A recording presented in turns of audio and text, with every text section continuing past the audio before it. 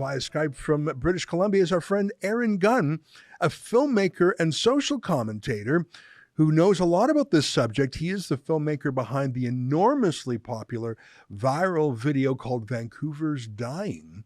And he joins us now. Aaron, great to see you again.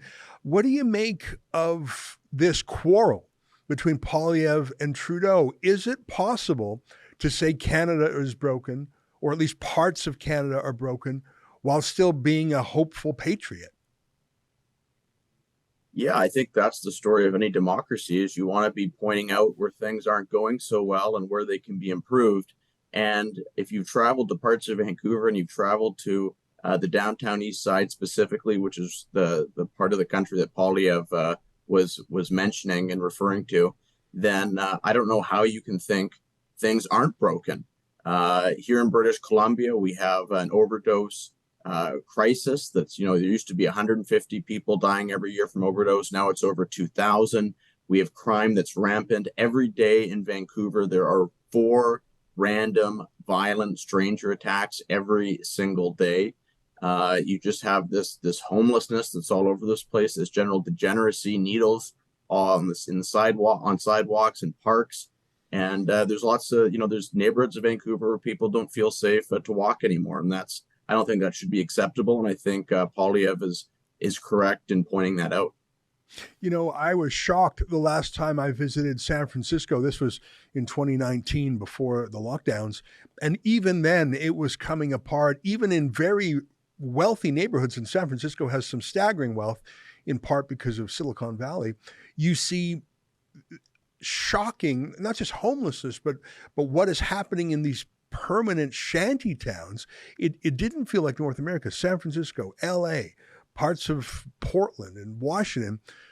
But don't think Vancouver is immune. I think that the downtown east side, the Lower East Side, the downtown east side, East Hastings Street, has been turned into some sort of holy place by the media party, that you just have to accept it and you have to work with it and you have to respect it as opposed to fix it. I think we actually know more about the urban decay in American cities than we do about the urban decay in our own cities. It's a weird thing. And I think Trudeau is, how dare you point this out, is part of that. They just want everyone to be in a conspiracy of silence about it. Yeah, it's almost as if, I think the media is trying to gaslight Canadians that this is normal, that we should be accepting this. And the fact is, when you travel around the world, what's happening in the downtown east side in Vancouver and other Canadian cities is not normal. And it shouldn't be surprising that when you see other cities starting to copy and paste the same policies that have been implemented in Vancouver over the past 20 years, you get the exact same results. And of course, what are they pushing now, where you have decriminalization of fentanyl, crack cocaine, and crystal meth is supposed to be somehow solve the problem. And what these activists and ideologues actually want, which is taxpayer-funded supply of hard drugs in perpetuity, and that we just have to kind of accept this and treat it as some sort of palliative issue. And if that's not indicative of how broken parts of Canada are, I'm not sure what is. It's terrible. I don't know the death toll that COVID viruses had in British Columbia. I don't want to guess without looking it up. But of course, most of those were people who were very old. Average age of deceased from COVID was in the high 70s. Average victim had several comorbidities. Whereas you just gave us a figure, and I'm just still reeling from what you said, 2,000 overdose deaths a year. And those are mainly young people in their 20s and 30s, maybe in their 40s. These are people who would naturally have had their whole life ahead of them.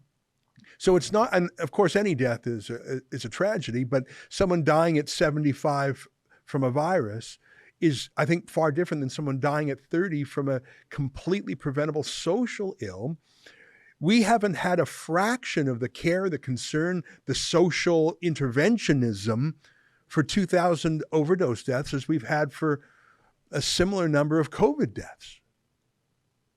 Yeah, and you hit the nail on the head there, Ezra. These are young people. These are people that had their whole lives in front of them. They're sons and daughters. They had the potential to be productive, tax-paying members of society, to raise their own families, or in some cases, they're leaving families behind. And it's a staggering number. It takes a while to comprehend it.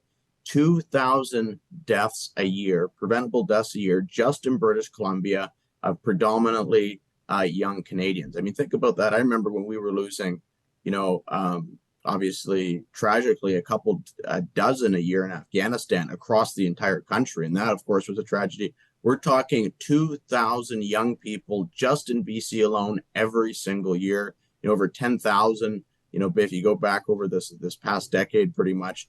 And it's a staggering death toll. And we have these bodies piling up on top of each other, as you also alluded to, at least in the first year, much higher than COVID was. And yet we don't want to talk about it, or the solution is just to throw more drugs at the problem. That was an excerpt from the Ezra Levant show. I'm Ezra Levant. Every weekday, I do a monologue about the topic of the day. Then I interview a fascinating guest, either in studio or via Skype. And then I read your mail, whether it's fan mail or hate mail, which is sometimes even more interesting. This is on our premium service, though, called Rebel News Plus. Go to rebelnewsplus.com. It's $8 a month or less if you buy a whole year in advance. You get my show every weeknight, plus Sheila Gunn Reid's show every week. It's called The Gun Show. It's pretty amazing. We rely on you because we do not take a dime from the government. In Canada, that makes us almost unique. So please help us out and help yourself to some great journalism at rebelnewsplus.com.